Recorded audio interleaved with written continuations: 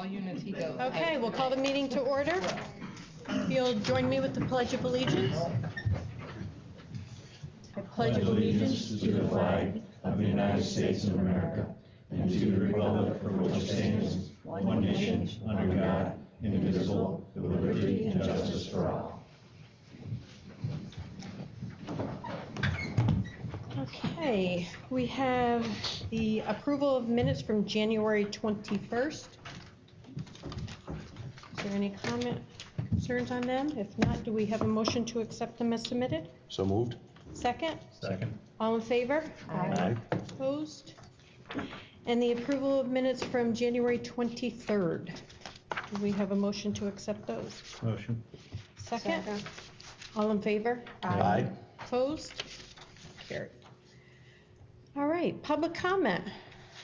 Do we have anybody that would like time for public comment? All right, I'm gonna call attention to some of the, I believe, government students. If we can just, we'll start down, here, and if you just introduce yourself, please. What do I have to say? Hi, I'm Tammy Edwards. I'm Kennedy Williams. I'm Brooke Trace. I'm Treasure Brooker. I'm Emily Richards. I'm Lucas Crom. Okay. That's it for government. All right, well, welcome. Don't forget to get your paper signed at the end of the meeting. All right, possible discussion items. We had, the policy committee had a meeting on January 16th. Does anybody want to offer a brief report on that? Me too. Sure. If you don't mind, Corey. Okay. You have your notes and I don't. We brought back some policies for review after we've adopted our new policy book. And there are some first readings that we're bringing forward tonight. Number 1120E, School District Records Exhibit. That's the application for a FOIL request. We've added a subject matter list. Number 1741, homeschool student policy. We've removed the religious exemption for immunization. And the exhibit that goes with it is an application for school activities. We have updated to include a requirement that proof of immunization or medical exemption be on file. Number 2410, policy development. We have added our 25-day public comment period. And number 5605, voter registration for students. This is a new required policy, and we'll be working with the county to develop those procedures. And we will continue to look at a couple other policies, and we'll be bringing them back at our next committee meeting, which we have to schedule. All right, thank you. Thank you, Corey. You're welcome. All right, January 27th, we had a finance committee meeting, but instead of giving a report on that, I will hold that until our public forum at around 7 o'clock this evening to go over the budget information. All right, January 28th, there was a facilities committee meeting. Does someone want to offer a report on that? Because it says brief, I'll try to go brief. At facilities, we continue to refine the scope and funding opportunities for a capital project. Still continuing to look at roofs. There's 4 different type of roof structures on the current complex up here, and trying to look at different options, cost-saving measures, which roof replacement would be the best, and then which type is appropriate by square foot by the type of building, including insulation factors, heat loss, energy loss, things like that to be calculated into future savings. So there are 3, as I understand, proposals coming back to us from BCA on the parking lot configurations and retopping the parking lot out there. So that's a big chunk of the scope of work that has to be further refined to get to a capital project yet. So we expect at the next facilities meeting to be able to have a better refined scope for those. And then at that point, I think we would really start taking those concepts to the whole board level for input on that. But it involves a lot of complicated traffic patterns that we have in and around the school, looking at safety for drop-off, pickup, bus coordination, and things of that sort. And they're really trying to make a better model, if we have to redo the parking lots, a better model for how things function up here on this campus. Really, that was it, other than we looked at energy performance contracts, and we're still exploring the idea, is there energy performance contract? Is it prudent to try to enter into one? What savings could we look at? We are still kicking the notion around of going out with an RFP to have actual companies come in and give us an idea of what they think the energy savings could be district-wide. But we've not really committed to moving that forward yet. We're just in the fact-finding still at this point. All that's in coordination, close coordination with Meg in the business office, and John, obviously, John Jackson, and fiscal advisors, who's just giving us an idea of what the debt service looks like, how it's falling off, and trying to balance things out so we can have a nice, smooth transition for our taxpayers. We don't want to have any spikes in any way, shape, or form. And I think that staff has done an excellent job over the years recently to make sure that we have level gain as without any peaks and valleys in that for our taxpayers. So being as conscious as we can for savings, we're trying to move those projects forward because they are desperately needed sooner rather than later. All right, thank you. Anybody else want to add anything? Okay. February 1st, Larry, Kevin, Marilyn, and I went to the legislative breakfast in Green. DCMO and ONC BOCES put that on. The legislators that attended was Senator Jim Seward, Assemblyman Cliff Crouch, and Brian Miller, Senator Fred Ashkar, and I believe it is Senator John Salka. He's not from our area, but he's from Otsego? Utica. Utica area, okay. So there was a nice turnout compared to a couple other years that I've attended. Yeah, last year we only had aides, I think, for the Yeah. most part. Yep, that were so there. it was a nice turnout. The meeting kind of started off with a farewell to Jim Seward and Cliff Crouch for their years of service, to the public. But the main focus that the BOCES had put together strongly went around the state aid and how the state aid is formulated and given out to the districts. They need their concerns also well-trained workforce to have our communities thrive once again, need for consistent and equitable funding from the state. And those were the main key things that they really were focusing on. And as Jim Seward had stated that the legislative breakfast was coming just before the budget meeting, at the state level.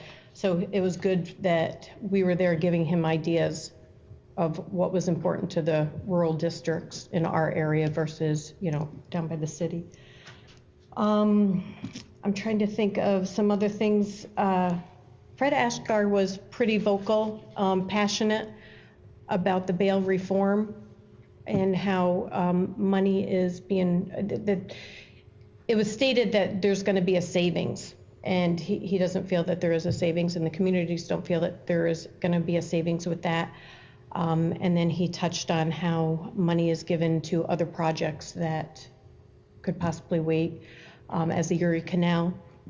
We have school districts that could utilize that money better. So he was quite passionate about that. Trying to think of other things that I recorded. I don't know if there's anything else that, other than, they thanked us all for all of their proposals, but then had a recommendation of narrowing them down and picking 4 or 5, because I think there was, 12? If not, 12. And they just said, to try to narrow that down and then come to them with that, just to try to get more people behind it versus, 12 requests going forward. And I think that was all that I jotted notes on. Did you have anything that you remembered? I think the biggest message from them was that it's still very early in the process. The governor put his proposal out.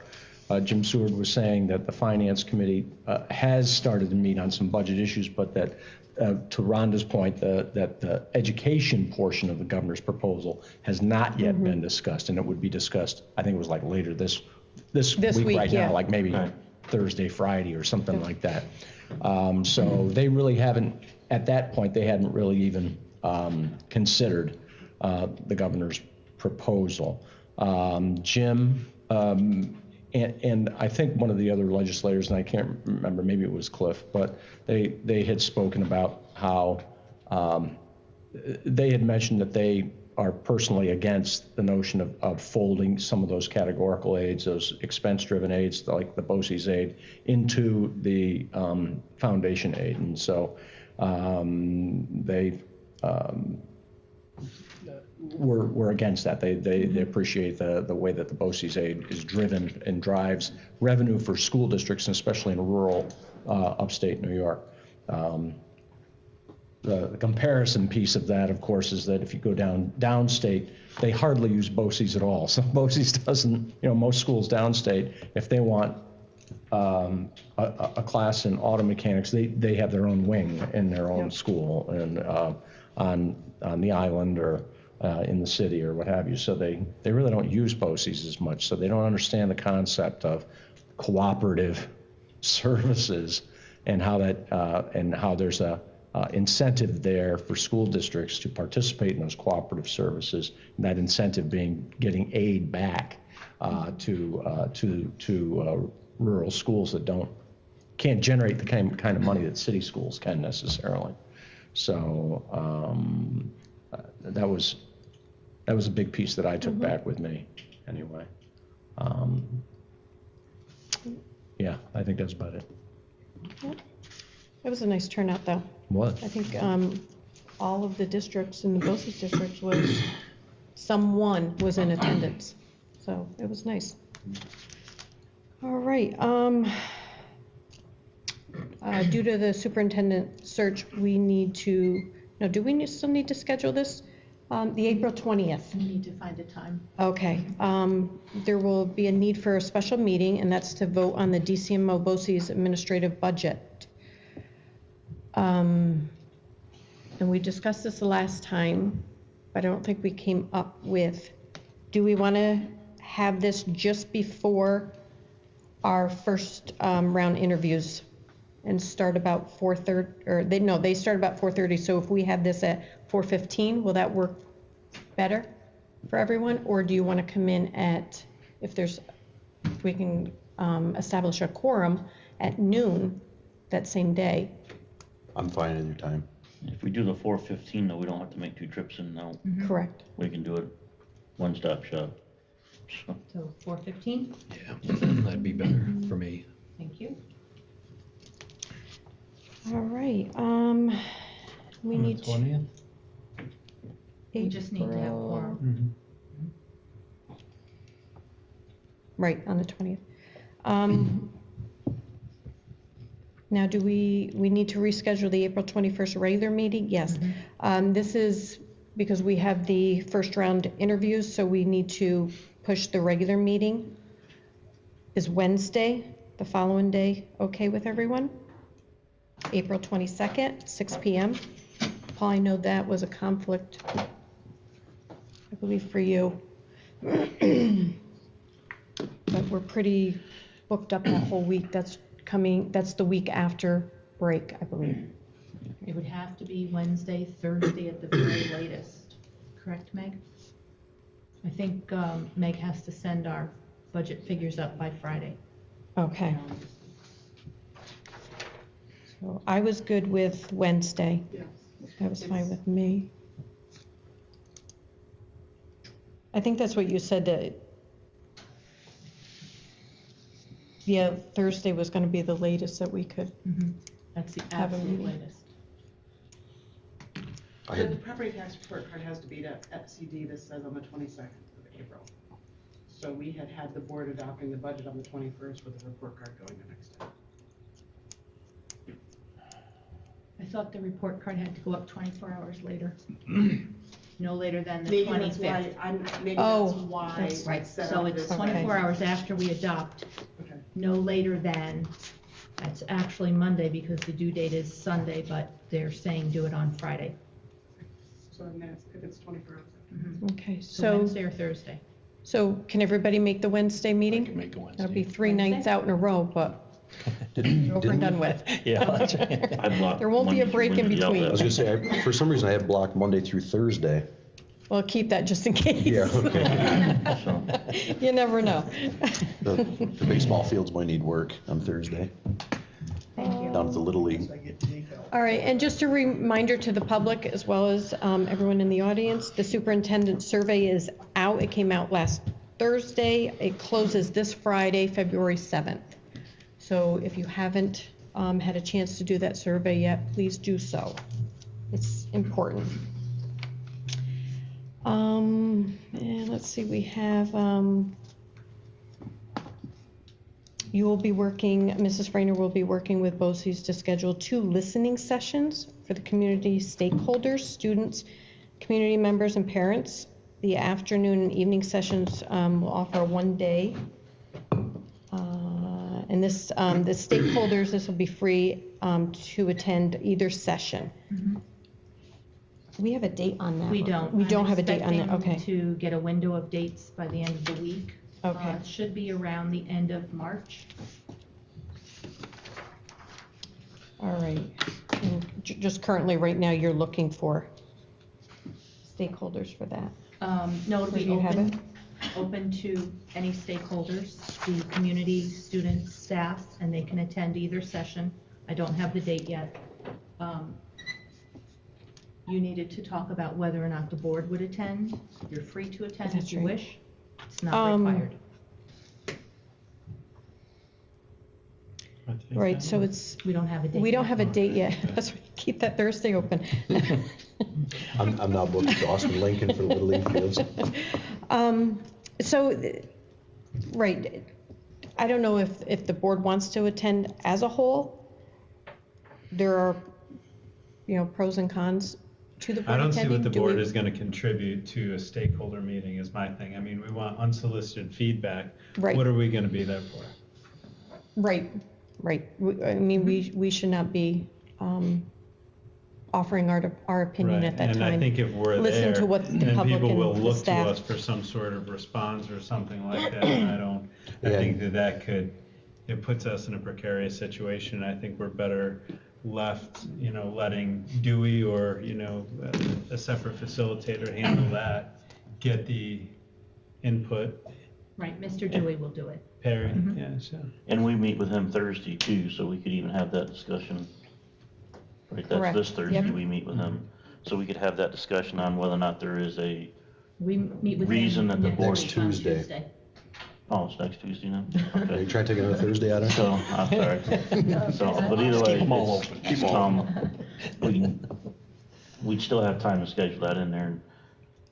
Right. But I do agree with Paul that if you're looking for an honest opinion, sometimes you get that by not being in the room.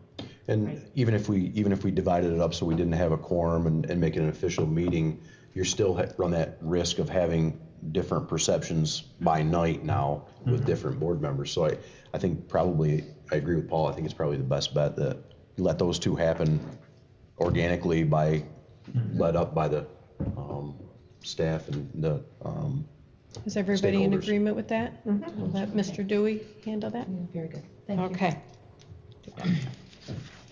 All right, so that date will be forthcoming. Yes. And we'll announce that on our, Is that 2 dates? It's gonna be. It's gonna be two a different times or 1 day. One day. Just 1 day? 2 sessions. Two sessions, thank you. in the afternoon and evening. All right, some correspondence.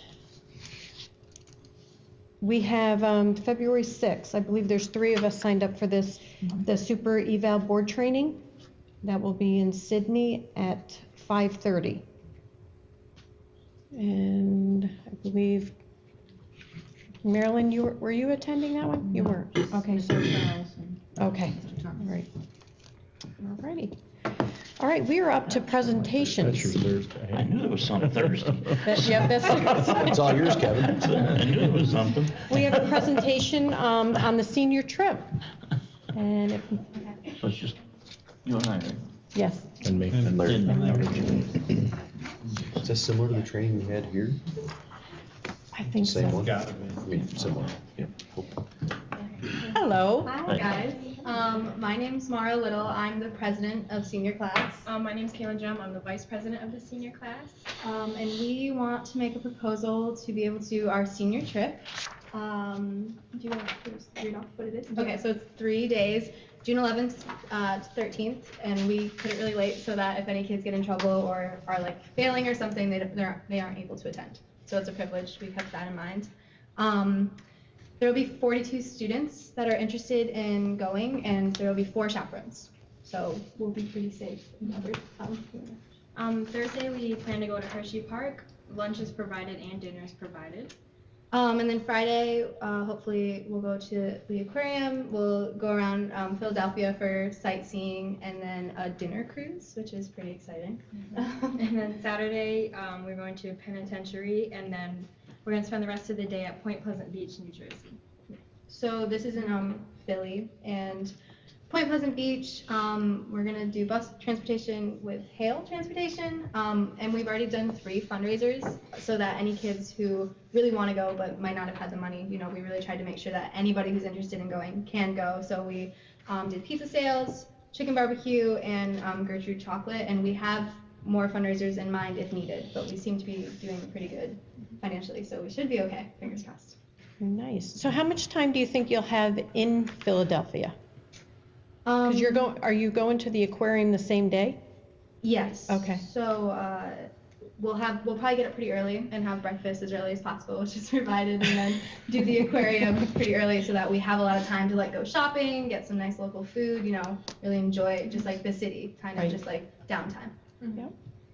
The penitentiary, Eastern State, that's. you're just gonna visit, right? It's not because what's gonna happen before these. Not residency. Just making sure. Yeah. That's a cool saying place. A lot of history there. Yeah. Get a call. Just checking. All right. Your So transportation how many department issue. students are in your class? What is the percentage that looks like it's going? 68, 67, Can't 68, remember what cell I yeah, was so in. about 20 kids who aren't going, but still 42 students, so. And you said there's 4 chaperones, because I can only see 3. There's, Oh, I added yeah, the fourth that person were working working for for, Mr. Schofield. Okay, And there is a fourth One of the 2. Arnold or thank you. something. Any other questions? All right. No, Okay, that's it. awesome. Thank Thanks. you. Thank you. All righty. And we have another presentation for Maya Learning. Hello. Hello, how are Hi. you? If you don't know me, I'm Karen Gilbertson, school counselor. I'm here actually at 2 for 1. I'm going to talk about Maya Learning and then Scrub Club. Maya Learning, we began our rollout of Maya Learning to all staff and students from grades 6 through 12. This is an online interactive college and career readiness program. And we researched many different programs before coming on to choosing and selecting Maya. That included Naviance and SCORE. It's very customary for schools to use a tool like this. And we chose Maya because we felt like it was the best fit for us. It's very user-friendly, very easy to use, has rich content, and their technical support has been really helpful in the implementation process. The program engages students through a variety of assessments to identify whether it be their personality traits, their skills, their knowledge, their learning styles, and then match them to a variety of different colleges or careers that match those results of those assessments. We're excited to use this as a valuable tool in helping us work with students to develop, review, and revise their individual career plans. It also allows us the opportunity to collaborate with teachers in all content areas, linking their classroom knowledge to their future college and career choices. So they say a picture's worth 1,000 words. I have a quick little 2-minute video for you that illustrates Maya Learning.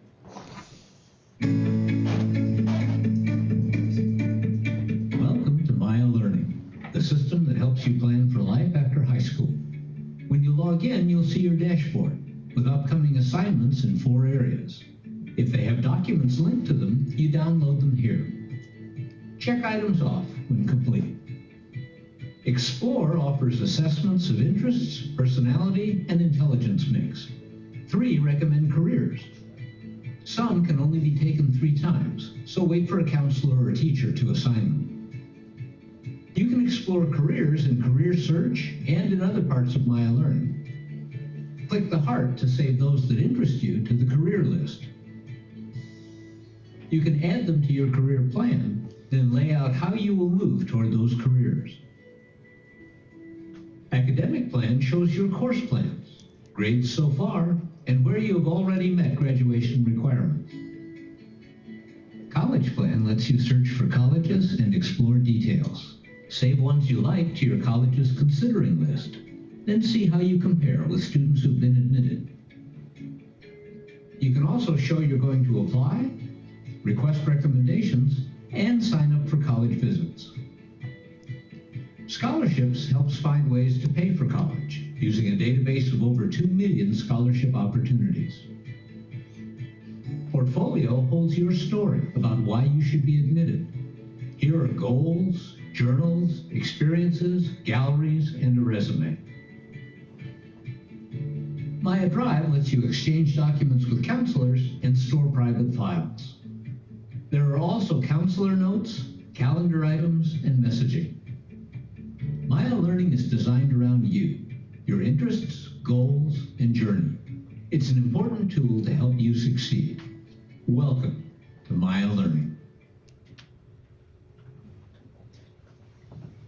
And as far as our implementation, we are primarily going into English classes because that allows us to make sure we are getting all students introduced to Maya Learning. I've also gone into our resource rooms to give more in-depth instruction on how to use this tool. And I think with any new product, you're not going to be in your first year utilizing all of its components. So right now we're really just using the assessments, and we'll be using the career plan, and then next year and the year after using all of the resources that Maya offers. So Karen, what grade do you start with them? 6th grade. So you Yes. start this at So, 6th grade? and we are required by the new Part 100 regs to start in 6th grade, reviewing a career plan every year individually with every student. And so this helps us, rather than having like a folder that we pass along with a kid, what they've been interested in. This will stay with them as an electronic, basically, collection or portfolio of those experiences, knowledge and skills that they gain from middle school through high school. So are you taking your upper grades and implementing this as well? I mean, just because are you starting at 6th grade level now and then coming up, or do you have 8th graders? I'm doing 6 through 11. Okay, so you are populating it through. Correct. I'm glad you played that video. That was Yeah. very informational in a very short period of time. Yeah, like it's a 2-minute kind of all just right in there. Excellent. And, like I said, it's new to us, so we can't fully implement everything right away. We're going to kind of gradually do that. So primarily it will be our English classes that will be going into and offering it. But And how long have you been working it so far? How long? How long have you been implementing?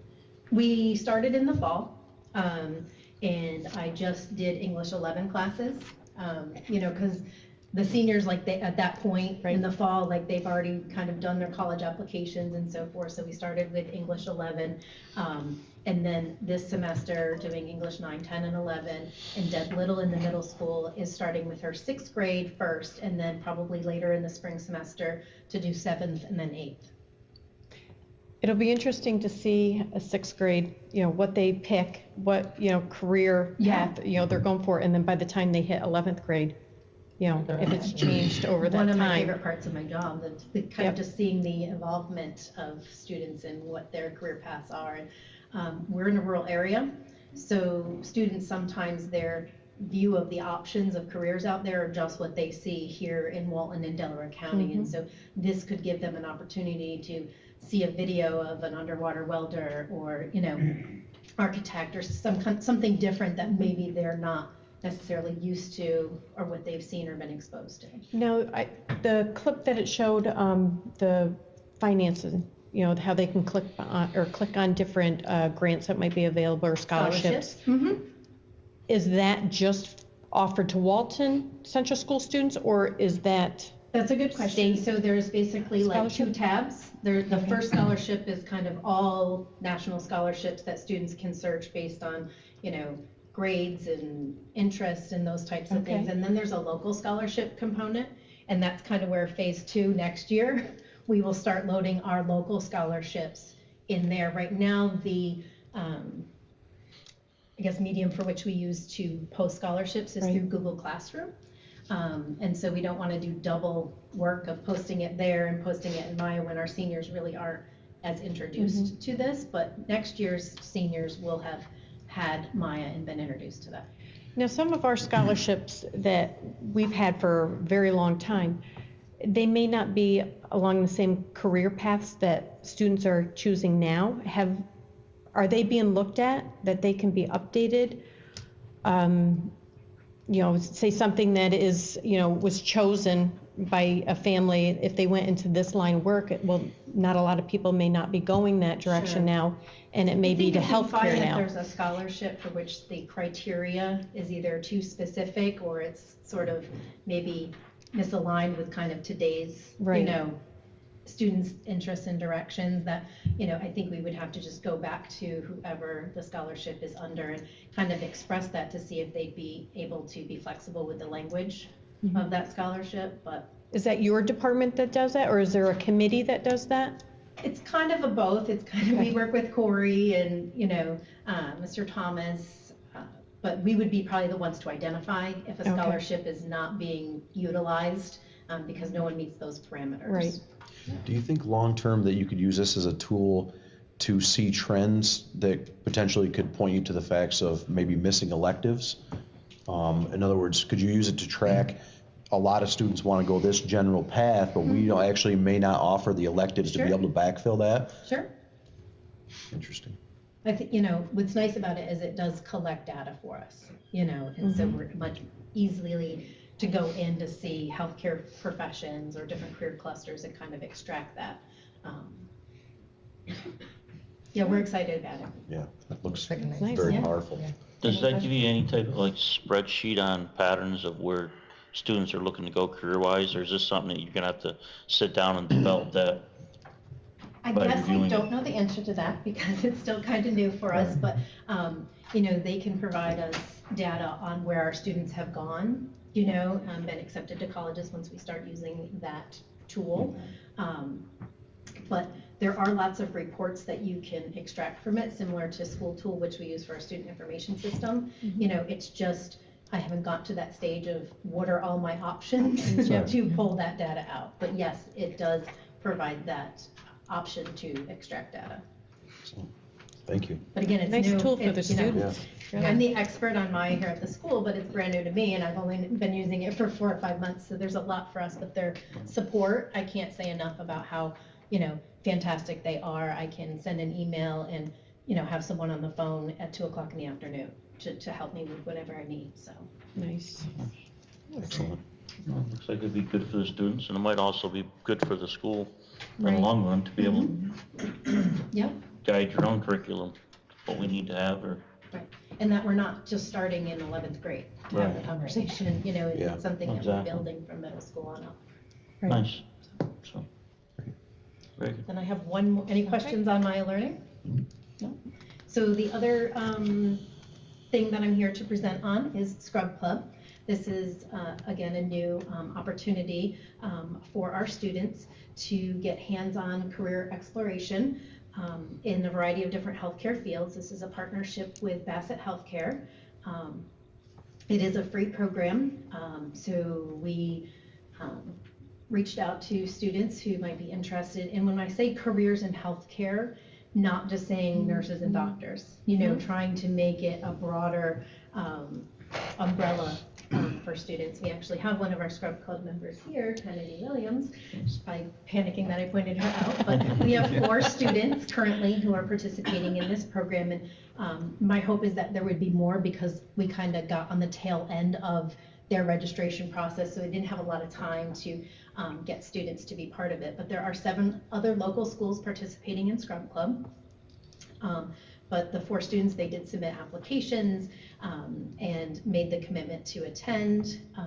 And again, I have another very concise video to show you what our students are learning who are part of Scrub Club.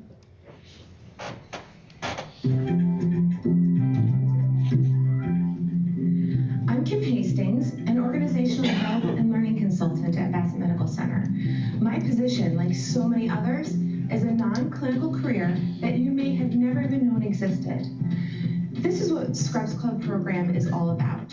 Exposure to healthcare-related careers in direct patient care, behind the scenes, education, and research. Scrubs Club was developed by the Catskill-Hudson Area Health Education Center for high school students in rural areas that are still discovering the career path they'll take following graduation. Students will visit Bassett's Cooperstown campus for 1 full school day a month from September to May. Breakfast and lunch will be provided by our amazing food service department, which the Scrubs Club alumni will tell you is fantastic. Besides great food, here are some other reasons to participate in Scrubs Club. Hands-on activities and once-in-a-lifetime experiences. Meeting students from other schools, making connections with and hearing real-life stories from Bassett professionals, including therapists, security officers, lab technicians, surgeons, and epidemiologists. What is that? You will find out. Students who've been a part of Scrubs Club in the past had a chance to participate in medical procedure simulations and visit the hospital helipad to speak with flight paramedics. You'll discover ways to become a part of Bassett's family through volunteering, job shadowing, available entry-level positions, and our New Visions program. Scrubs Club. Start building relationships and experiencing healthcare in a new way. So like I said before, it's not just, you know, the clinical aspect of healthcare as well. They're exposing them to a lot of different things. Just sharing some of the positive things our students who have gone. One day was focused on laboratory. You know, they got to go into a lab. They got to hold, was it a heart or a brain? Heart, brain, liver, kidney. Yeah, like actually touch them, you know, see what a diseased one looks like, a healthy one looks like. They did one which was more the medical billing administrative side of healthcare. They really enjoyed the experience. Ideally, we will be targeting probably 10th graders as the ideal grade for which to participate. This year it is all seniors who are participating, but we're excited to have this opportunity again for them to explore careers in fields they're interested in. Now you said there was a registration. Do they have to register as far as like qualifying for this? So, I mean, it is a space-limited program, yes. But it does, because you are working in healthcare, you sign confidentiality, you do a lot of releases, your parents have to, you know, sign off in support of them to do this. And basically express why they want to be in this program. And then we send that to Kim Hastings at Bassett, and then they accept our students into the program, so. And one other question I have, is it limited, are we limited to just our district, a number to our district, or is it overall to the 7 other districts? That's a good question. It's kind of like we just send her who, you know, if we have 12 students who are interested, I would send all 12. Okay. If she then says, well, based on the interest of all the other schools, I can limit, you know, Walton to just 6, so we're gonna have to, you know, do more of that selection process. So, this being the first year, we haven't, you know, been to where there was too many. But like I said, I want to just kind of focus on that 10th grade group as who we're going to target to go for next year. How do they get there? So we provide the transportation. They are fed there, you know, breakfast and lunch. So that is our only cost, is transportation. And that's once a month? Once a month. Mm-hmm. And we have the dates already set for the whole year. Do you know what I mean? Which is nice. So Usually I did, I'll send an email out to the students reminding them that they have scrub club, or, see them at a Board of Ed meeting and remind them that they have scrub club this Thursday. So. And they can start in 10th grade? Or is that your? It could be Excuse me, really that's your any, target? like, it's just, I think the target is, they haven't made their decision if they're planning to go to BOCES, maybe for a CNA program, like, exposure to this could maybe help solidify that decision or help make them change gears. In 9th grade, sometimes they're just a little, like, not quite ready for processing that. And is it a one-year program, so if you go in 10th grade, you're not gonna go again? Correct, yes, it's not, you don't continue to go, that's a good question, it is, you just do it one year, give other people the opportunity for the program. Are they thinking about any kind of expansion? You may not know that, but Yes, if it's that really I don't successful. know, yeah, that I don't know. There are, for healthcare, Bassett does a junior volunteer program, they do give students opportunity to shadow 5 different times through their job shadow program. And UHS, I think at the Shenango Hospital, does allow students to do shadowing as well. Does Delaware Valley do MASH camp? They still do MASH camp, They yep. do, okay. Yep. And do any of our students participate in that? Yes, yeah, we usually Okay. have a good amount of, I would say 8 to 12 students who do that every year. And that you can go more than one time. Oh, I did see them participating this year, Yes, actually, yes. so they seem to like it a lot. So any questions on Scrub Club? It's good to expose them to a lot of different Yes, things. thank you very much. Thank you. All right, are there any additions to the agenda? We don't have any additions, but I would like to bring to your attention item 8C, approving the senior class trip, that there will be a 4th chaperone added to what you currently have, either Taylor Arnold or Eric Schofield. And the other item 9C, approving the APPR plan, that is going to be tabled until the February 18th meeting. All right. Okay, so on our agenda, our consent agenda, we have more just declared surplus. This is a list of books from the Townsend Elementary School. The approval of the senior class trip with the correction to the chaperones. A request for unpaid leave of absence. And that is from Sonia Bokus, part-time food service helper. Personnel appointments, we have substitute food service helper Nancy Schmidt and substitute custodial worker Shane Miller. We have the athletic recommendations. And that is it. Do we have a motion to accept the consent agenda? Make it. Or, yes, consent. Right, as amended. Seconded. Second? Seconded. Thank you. All in favor? Aye. Opposed? Carried. Okay, we're up to new business. We have a donation, this was of 100 pairs of fleece gloves from the South Tier chapter of Nam Knights to the Townsend Elementary School. And our local Haggerty Ace Hardware sold those gloves to Nam Knights at cost, so thank you for that. I'm sure the elementary school students appreciate those. Do we have a motion to accept that donation? Move it. Second? Second. All in favor? Aye. Opposed? Carried. And then we have the request for department name changes. CSE, CPSE department to pupil personnel office, and then guidance department to student services department. Now, I know a lot of us at the board here are gonna have a hard time remembering those titles. Do we have a motion to accept that request? I'll make Motion. it. Second. All in favor? Aye. Opposed? Carried. 9C we will wait on. And then we have 9D, emergency probation teacher appointment. This is Emily Patterson? Pattison. And this is for the home and careers. Middle high, family concern sciences. Are there any questions on that? Do we have a motion? Move it. Second? Second. All in favor? Aye. Opposed? Carried. We have another personnel appointment. This is appointment for a bus driver, Steve Cutting, and also Deborah Babcock for a part-time bus monitor. I'll move it.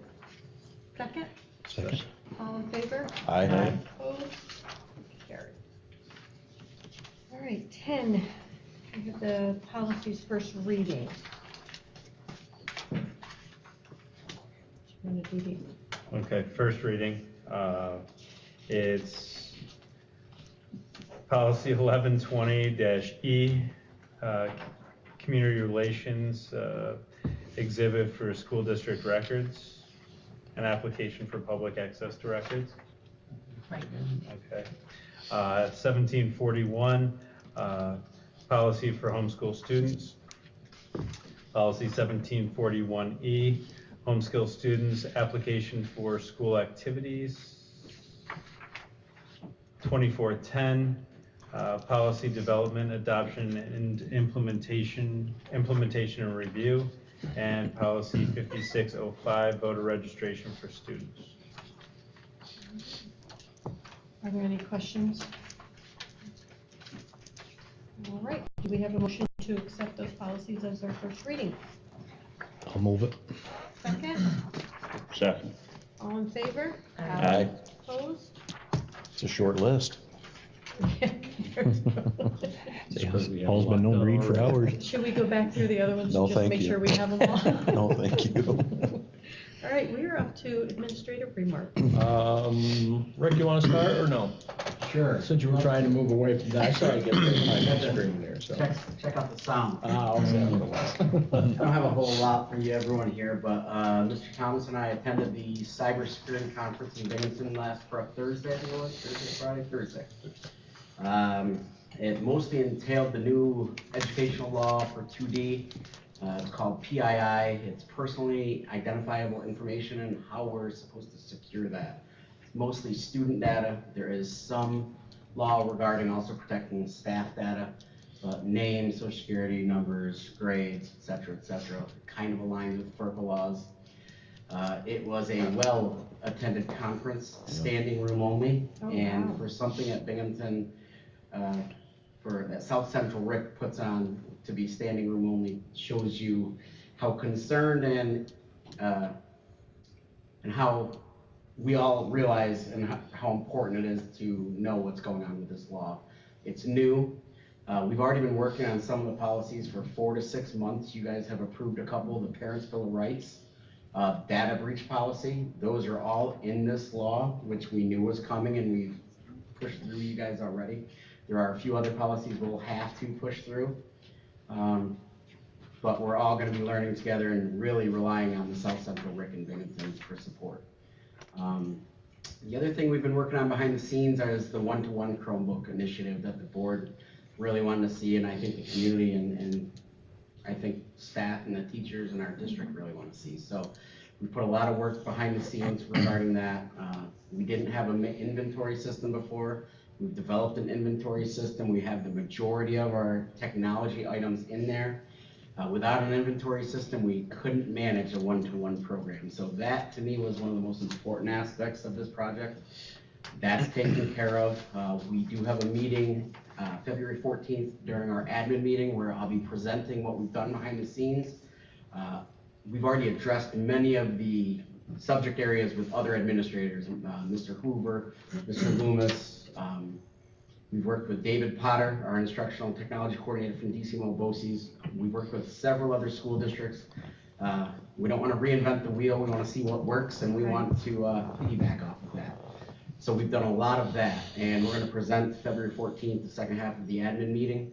We're going to refine it and come up with hopefully our final plan, and then we'll present it to you hopefully within a 4 to 8 week period, because we'll also need a couple policies approved for to piggyback off of the acceptable use policy for our computer users. Okay. You know, just how they're gonna treat the Chromebook, or is it expected to go home with it? Should it be charged every day for school? Policies such as those. So I had a little bit, I guess, and that's about it. Okay, thank you. John? I don't got a lot either, but our annual fire inspection is done on January 2nd. It's actually not an annual, it's done every 11 months, so you know, it wasn't done the same time every year. And we did very well, as good as I can remember for a long time. We had very few violations. They were simple stuff that we were able to take care of on our own, and we didn't even need a re-inspection. The report's been filed. Larry certified it on Friday, I believe it was. So that's all taken care of, and I just want to, you know, thank the teachers and staff and students for the great job that they do to adhere to the rules, you know, what can be done and what can't be done. I just recently on January 21st attended my recertification for the asbestos inspector and the asbestos management planner. So I'm all set for another year with that. You have to do that annually, you know, through the Department of Labor. Lead testing will be done. I think there's been a couple questions about when it'll be done. We've only ever done it once. We did it in September, and it works good to do it because we have people come in to work extra for football games. So I do it like in September, like the first 2 home games in September. We come in like 7 o'clock in the morning, 3 people, including myself, and we go around, take all the samples and like the high school, and then the next time we'll go to Townsend School and take those samples. I've been part of one webinar and then a live seminar on lead testing again. They seem to this time around have their rules and their testing, the faucets you should test and everything. It seems to be a lot clearer this time than it was 4 years ago. And there won't be near as many samples taken, but. So it doesn't have to come from every faucet now? Right. The bathrooms, you know, it doesn't have to come from. When we did it before, I did too many of the faucets because I was told 1 week to do these, and I did it. All samples are all sent in, and 2 weeks later, why did you do that? You told me to. Well, they changed their mind, you know how that goes. Mm-hmm. So yeah, it'll be done the first 3 weeks in September, and they'll be sent to the labs. I guess that's about it. All right, Yeah. thank you. Tracy? Forgot one. I didn't forget her. No. Corey said I only have 3 minutes, so I'll speak fast. No, I'm just kidding. First, I'd like to say thank you for appointing the driver and the monitor. The sad part of that is they're just replacing people that I've lost. So it's 1 step forward, 1 step back. So I can stay on a level playing field. At least I'm level. You know, I'm not back yet.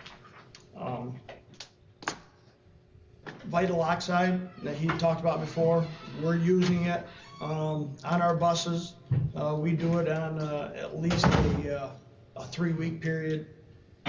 Keep them clean and help with any of the sickness, because during our supervisors meeting we had this talk. I go, what do we do if you know, I have 3 or 4 drivers out sick? And it's like Larry said, well, it's an emergency day. I mean, that's what we do. I mean, and that's what happens. Other places are dealing with the same thing. Luckily, everyone has always been able to you know, get it taken care of. We tried to talk it out and figure out what we could do, whether it be a tiered pickup in the morning or something to that effect. Hopefully it doesn't get to that. That's why we're being proactive with this stuff. And and the drivers, knock on wood, it's been good so far this year. Other than that, just looking at the weather, possibly something tonight, Thursday into Friday, or into Thursday. Who knows what we're gonna get, Kevin understands, we deal with it. We've actually been pretty lucky, and I think I've said that before, some of the bad stuff we've gotten on the weekends or when we don't have anything out, so we're doing okay that way, and it's just hope that it keeps going, the groundhog says early spring, but, 51 today. We said that last year. I can't honestly remember whether we had early spring last year or not, but. June. Today was a start. Don't get fooled. We've actually had a mild winter. I'm actually expecting a call from Tracy on Thursday morning. I don't know why, but it just kind of hits me that the call's gonna come Thursday morning and she'll be waking me up, so that'll be okay. We haven't had to talk in a while. We haven't, and I miss you, or first early in the morning, getting awakened by you. And my wife misses you too. Pre-coffee chats. Yeah. Well, we've only used 2 snow days, emergency closing days, however you want to talk about them. So I for one am very, very thankful that we didn't take one in January, because when you get 2 in December, it used to be you never wanted 1 in December, and I think we got used to maybe doing 1 in December, at least in prior locations that I've been, and sort of expect, okay, you're gonna get at least 1 storm, before the holiday season checks in. And when we had 2, then you get into January and you're thinking, oh boy, this could be fun. And as it turns out, we didn't take any days in January, so we're in a position now that a lot more comfortable than we were a month ago at this time, in terms of having those days at your disposal. So I just wanted to remind the board for Emily Pattison, who you just approved, that Emily's been with us since the beginning of the year. She was part of a workup that we had with State University College at Oneonta. Emily was serving as a full-time a term sub with us, but at the same time completing her requirements through SUCO.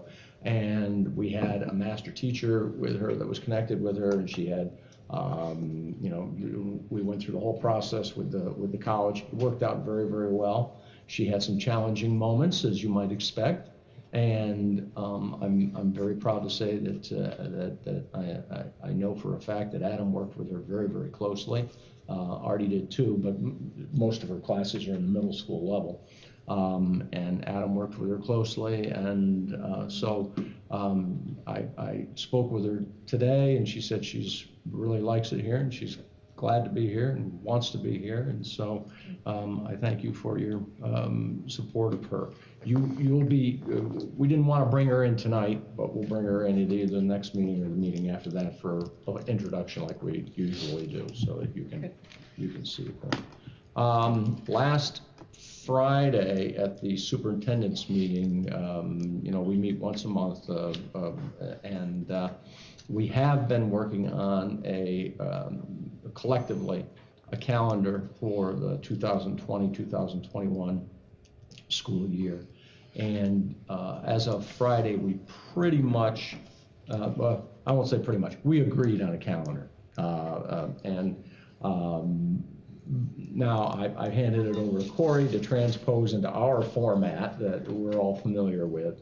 I have shown it in its basic form. When I say basic form, we don't have like the parent-teacher conference days on there and that sort of thing. Basically, vacation is 12-month calendar and that sort of thing. So I've shown that to the association leadership. Our contract says that we have to show that to them, solicit comment from them. So I've done that, and I'll be showing it to my instructional administrative team on Thursday. We have a mentoring session then, so they'll be able to see that. Hopefully they'll be able to plug in rather quickly those parent conference days and that sort of thing. So anyway, long story shorter, my intention is to try to send a mock-up of that to you, perhaps with the next Friday letter, so that if you have any comments, you can get back to me, and hopefully, with any luck, maybe by the next meeting, we'll actually have a calendar that we can then publish out to everybody for the coming year. I know how, with BOCES, planning that calendar and getting that set, but when we bring it back and it's adopted at this level, one thing that I would like our staff to take into consideration is possibly not scheduling concerts on board nights. Or quads. Or quads. Board nights. I know that the sports are a little bit harder because of, the league requirements, but at least, the concerts, I think we've had at least 2 now scheduled on a board meeting night that we were not able to attend.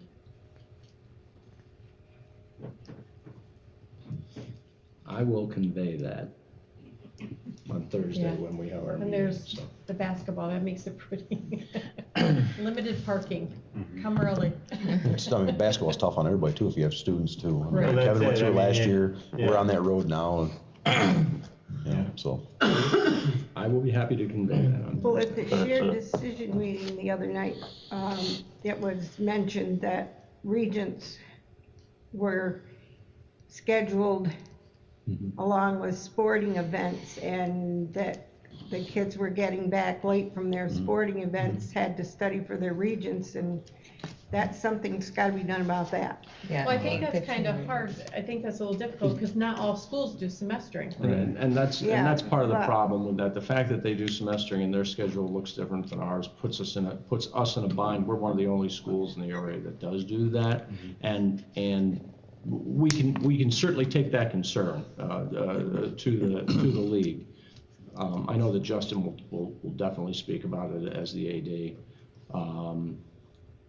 I don't want to say I don't have a lot of hope for that, but it's just that you've got a huge number of schools who don't semester, Right. and you've got a schedule that's got to be done by a certain time and those kinds of things. So there are pieces that. And I don't think you're gonna be able to get around that, but maybe even if he's able to suggest perhaps home games for us during that week. Oh, now that would that help. That would help So, immensely. you're right. You mean not Green and Windsor? Those long trips. And of course, weather can disrupt any of that anyway. I mean, so you might have a game pushed into that week where the kids have to travel or something, but at least you can start somewhere. I don't think you're not No, gonna have that's a game great every- idea. And honestly, I didn't think about that. I mean, I know that we've gone through this. That is a good idea, Paul. But that's a great compromise, Yes. anyway, and it helps, so, yeah. Only home games, that would be cool. For every sport? Well, not for every game, but we can, I mean, might be it's a a little starting tough. place, it's a great place for conversation. Get the savings there. We can definitely investigate that. Thank you very much for that. Sat down with PJ yesterday. He's in the district this week. He happens to be in on a Monday and Friday, so I sat down with him yesterday and took a look at the website. And I also spoke with Meg a little bit about this, about trying to put some information up on the website with respect to facility planning committee sometimes, and we're in the budget season, so some stuff with respect to that. So I don't have anything to share with you because I just had the conversation yesterday with him. But Meg and I are planning to sit down and to try to strategize some of those pieces. We've got a presentation tonight for you, and just wondering if we can put some of those things up for other people to see when they want to access them. So we are looking at that, and I hope that over the next couple weeks we'll be able to at least start putting some pieces up. I would certainly appreciate your input as board members as to maybe some of the types of content that you think is important. We're going to have to write some things up. We're going to have to, maybe have a few slides to put up there, that kind of thing, and hearing some of your wisdom on that, I think would be helpful. But both with the capital project and the budget piece, and you know, if it's too soon to do the capital, it probably is a little soon right now because we haven't totally refined things. But I just see that coming, and we ought to probably be. At we least ought to the have our direction that eyes we're there. going, Yeah. you know, what we're really focusing on right now would help. So, and speaking of budget, and I'm going into Meg's time here just for a second, but I'm only going to take about 30 seconds more. If on Saturday you didn't hear the interview that she did with Central New York, Town Square. this week in Central New York, yeah, she did a really great job, and I. From a technical standpoint, they actually did a good job of editing too, because it's a 10-minute interview, and I'm telling you, there was information in there that was, so they did a nice job of, you know, shortening up the pauses and that sort of thing. So all that information got in there. I think they did a wonderful job, and I think, you know, Meg did a great job of providing information. So if you haven't heard it, Was that going on the website? I was just say, is that? yeah, we were investigating as to whether or not we could get that on the website as It'd be nice to well, get as quickly maybe an intro piece to what we're trying to do or something like that in terms of showing That was budget very stuff, so. good. Thank you. Yes, Yeah, excellent job. It was really good, so. So with that, I'm going to, if it's okay, Madam President, Yeah. pass the torch over to Do Meg. we and let need her to do it. adjourn this meeting We first? should adjourn. Okay, all right, so. Motion to adjourn. Seconded. All in favor? Aye. Opposed? That what you're looking for? The government students, do they need to? They don't need to stay Okay. for this. So we are gonna have a community budget forum. You're more than welcome to stay, but government students, you don't have to. So if you do want your form signed, we can do that now. Otherwise, if you'd like to stay, then. You're welcome to stay. Join the fun. Larry, something to consider. Yep. I wanna pass this around. Larry had, got this in his mail. Don't know, I'll look. As a sample. Don't know the of answer to that. What we might be able to.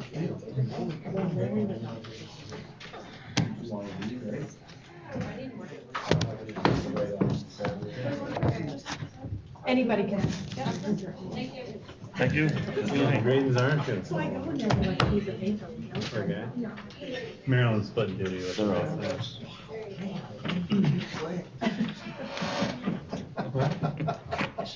They're autographs. You can sign them. I only signed baseballs. I've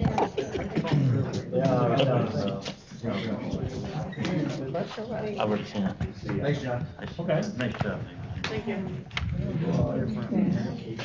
I would just put this up and I'd roll that tape. Be like, it is what it is. Yeah, we like.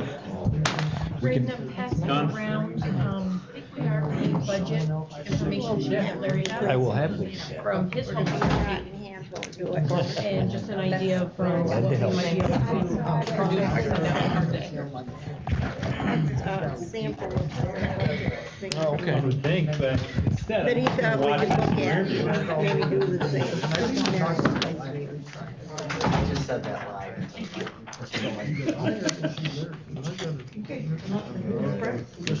We don't buy How many? At least we have.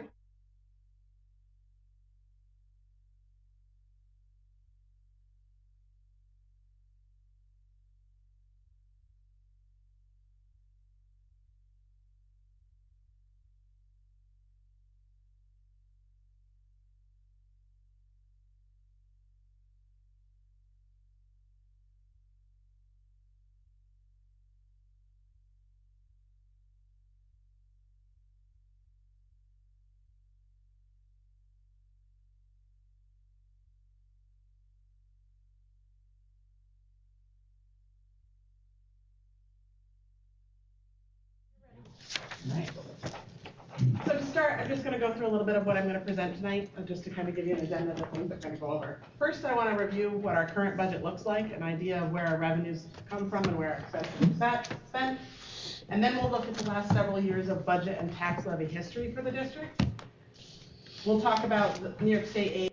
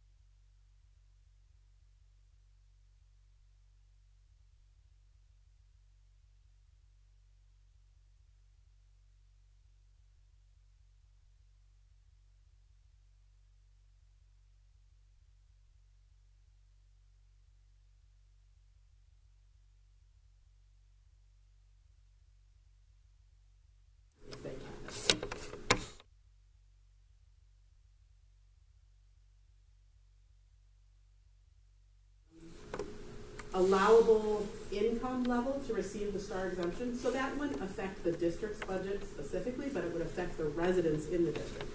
So there may be people that receive the STAR exemption now that may no longer qualify if that income level is lower. In addition, the governor's proposal eliminates the property tax relief credit. So there's a refund that occurs in the fall to homeowners that live in areas that have stayed under the tax cap. So I think the amounts of the checks can vary, but sometimes they're $300-400. And the governor's proposal eliminates that program. So again, that's not something that affects the school district and our budget directly, but it does affect the taxpayers within the district. There are also changes proposed to the tax cap calculation. More information is to be coming on this, but one of the primary ones is that they would like us now to include our payments towards BOCES capital expenses in our capital exclusion as part of the tax calculation. As you all know, we recently had an audit from the State Controller's Office, and the one finding that they presented was that the district had too much fund balance. So I just wanted to talk a little bit about fund balance. What is fund balance? So fund balance is the accumulation of the district's surpluses and deficits over time. So since year one of the Walton Central School Districts, some years our revenues were higher than our expenses, and other years our expenses were higher than our revenues. So when you add all those together since year one, that is what represents our fund balance. So just as an example, here's the last 4 years.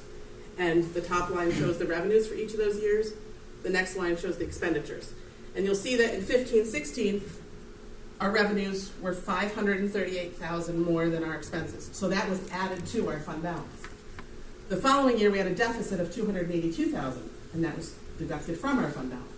And then in more recent years, the surplus was $7,000 and then $66,000. So one of the positive things that I see here is that we're getting much more realistic budgets, that our year-end results are ending up to be, at the end, it's much more in line with what we project.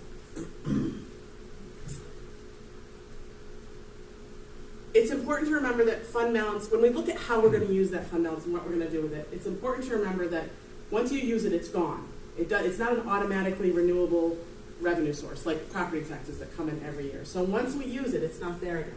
It's kind of like using your savings account to pay your utility bill. What are you going to do next month after you spend the money in your savings account?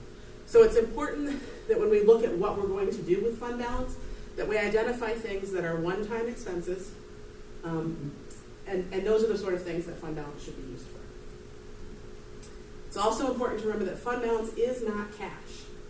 So you may have amounts due to the district that the district has earned, but we have not yet received the money. So it's also important that as we determine how we want to use the fund balance, that we're managing our cash at the same time. The cash flow in the fund balance, the timing is different. So it's important to be sure that we have the cash in the bank to meet our expenses as they occur, and to be sure we're monitoring that at the same time that we use the fund balance. And a good example of that was this last fall when we had to do that tax anticipation bill, because we didn't have enough cash on hand to be able to pay bills. Because of the timing, or at least we had the threat that that would potentially. The timing of the taxes coming. That's the perfect example, because if you read the Controller's Office report, they say that we had excess fund balance of $1.4 million at June 30th. Well, our receivables due from the state were over $1.5 million at that same point in time. Right. So the cash wasn't necessarily sitting in the bank to be able to do that. And that's, people ask that exact question. Right. Well, wait a minute, if you have this excess fund balance, why were you talking about borrowing money? And it's because the cash is not equal. Fund balance is not always cash, it might be a receivable. Okay? So one of the things that we're working on in the business office, and I'm working with the superintendent on, is refining our process for looking at fund balance, and so that we can look at it as we approach the end of each year and make a plan for how we're going to use it. So we're beginning to look at how much we have available, look at the cash flow, and then start to make plans for what we think the fund balance could be used for. One of the ideas that immediately pops into our head is the capital reserve that's been established. We know that the district has capital needs that are going to be coming up. And if we can put some of that fund balance into that capital reserve and use that towards the project, that then means that we don't have to increase future tax levies to pay for that capital project, at least not by as much, depending on how much we can put in. And Meg, hypothetically, is it true that if we took the balance of excess fund balance above what the, is recommended for the district to hold, and if that sat in the capital account, there would have been no write-up at all? I would say yes. The one caveat that I would add to that is that they wouldn't want to see you have $10 million in your capital reserve with no plans to use it. Say you had brand new facilities, but you had $10 million in your capital reserve. They're going to say that you're just putting it there. Sure. But obviously, I think it's easy for us to lay out a plan to say we have the means for that money. So we're a long ways from that, but yes, as long as we have plans for it. I think it's really kudos to the district and good work on your behalf. The business, the leadership we have here has laid out a plan that says we have these capital needs. The voters approved that capital reserve account, and now we have means for funding that so that we don't shock the taxes in the future for the capital needs that we obviously have. So I think that's just, unfortunately, I think you might have taken a little hit in the paper, but I think it's good planning, what we're doing to smooth out that in the future. It's just being as proactive as you can, so. One of the things the district talked about in their response to the controller's audit is the fact that there are a lot of unknowns throughout the year. And when we adopt the budget, we have to be able to plan for some of those contingencies. Now, if we're fortunate enough that they all work in the district's favor at the end of the year, we are looking at possibly having a surplus. That capital reserve creates an opportunity for us to say, okay, we raised funds this year, we received revenues that we didn't necessarily need. Here's a way to set it aside for future needs to then avoid a tax increase later on. So it's a tool to help us manage how we would possibly handle if we were in a position where we felt we had excess that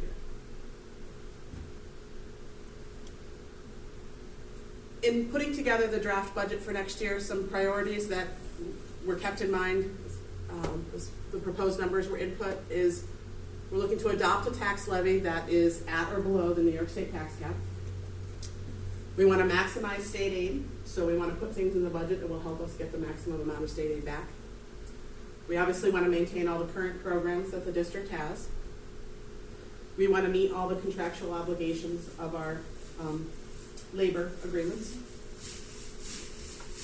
We want to plan for short and long-term capital improvements. As we've mentioned a couple times tonight, we're working on the plans for a long-term capital project. That won't directly affect the adopted budget, but it's important for us to have plans for that to know how it might affect future tax levies. So it's important to work on the two in conjunction. The short-term capital improvements, we're looking at a capital outlay project, and that will be directly part of the proposed budget.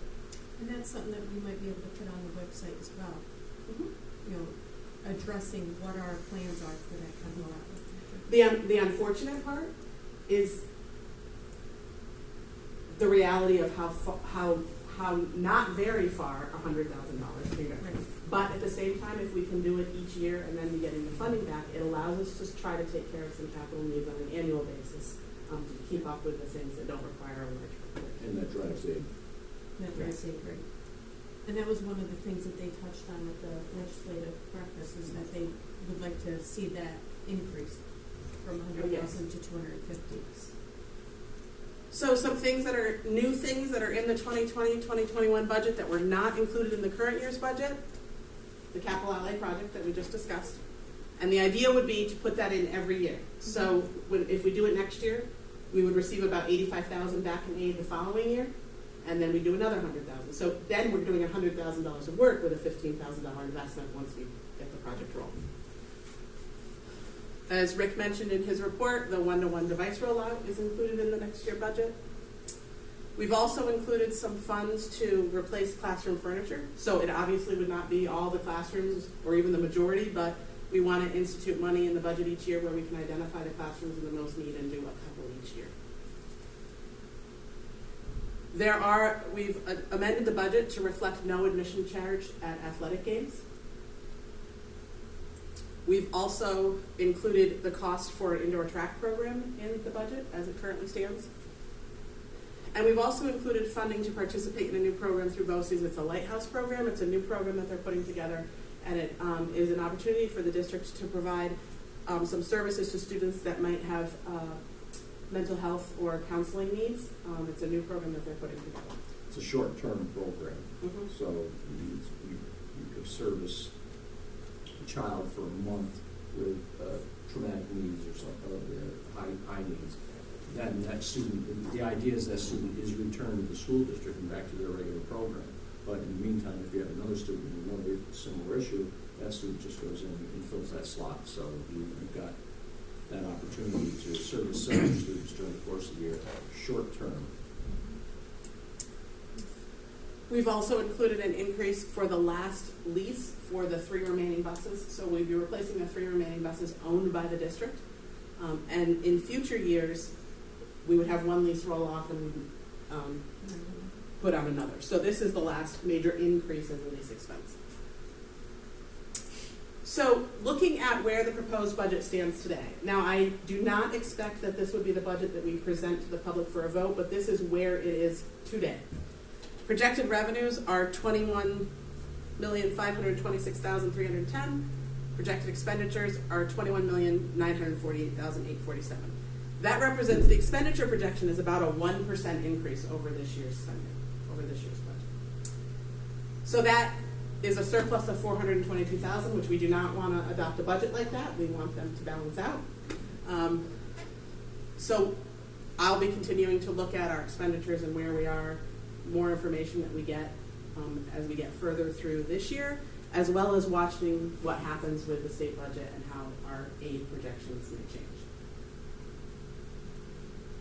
So next steps, we have a finance committee on February 25th where we'll be reviewing where I am with the budget at that point. We'll then have a Board of Ed workshop the next week. We'll review the same information. There's another community budget forum scheduled for April 7th. The board would adopt the budget on April 21st. There's the public budget presentation on May 5th, and then the vote on May 19th. And from all during this time, I expect that we'll be continuing to refine the estimates as more information becomes available and determine how we're going to close that gap at this point. And that's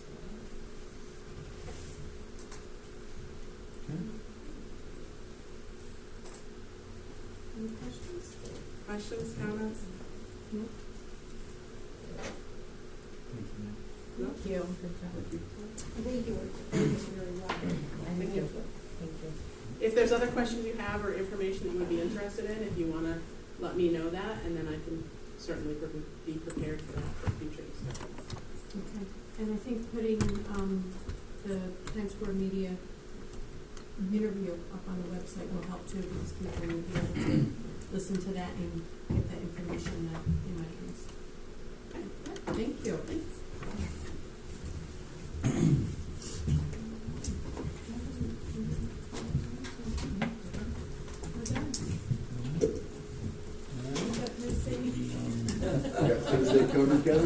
Thank you for coming out. Yes, thank you.